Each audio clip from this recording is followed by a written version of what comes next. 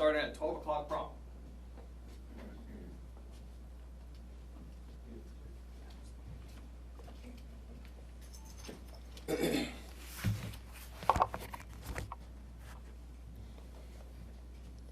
Seconds.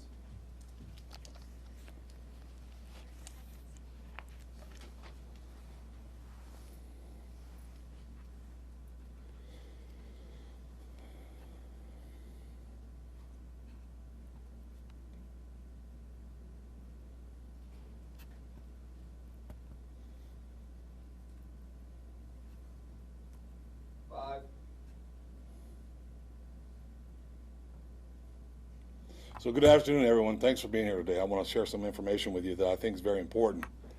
We're going to be sharing outcomes pertaining to a successful investigation that stopped a crime spree and potential escalating violence. This investigation ultimately resulted in the arrest of Javare Hines on May 16, 2023. Hines is no stranger to the criminal justice system or activity. He spent 7 years in Florida State Prison for carjacking.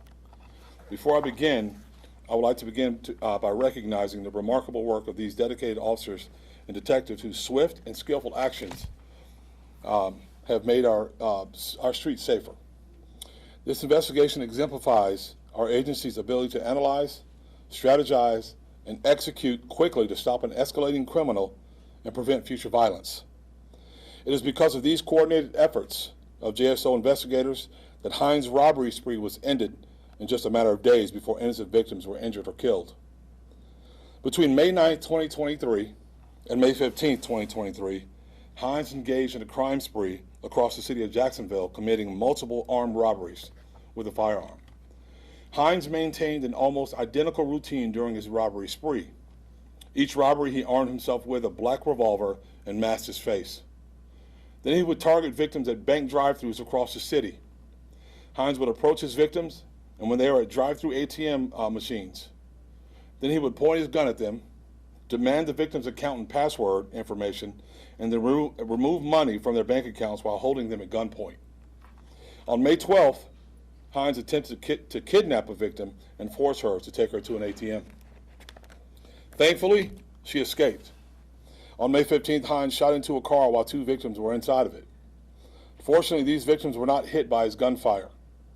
Even in a matter of a few days, Hines escalated his use of violence from the threat of gunfire to actually shooting at innocent victims.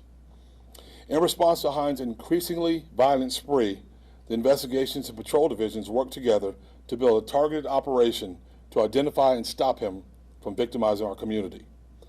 Pulling resources and expertise from across the agency, investigators synchronized efforts.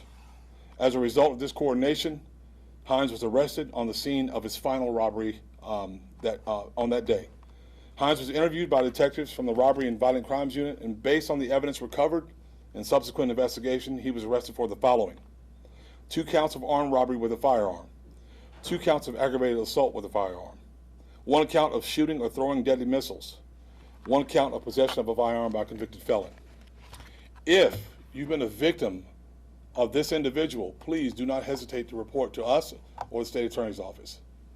This investigation exemplifies the immediate, strategic action this agency takes to respond to an imminent threat to public safety. Once a pattern of these robberies emerged, leadership efficiently responded, pulling talent and expertise from different parts of this agency to respond quickly and effectively.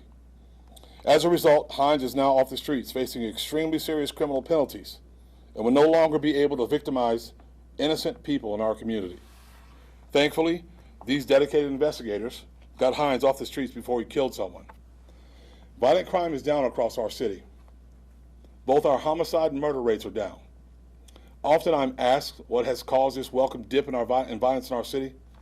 And violence is down simply because of arrests like this, and because forward-facing, hard-working police officers in our city they're coming together to work to solve these issues.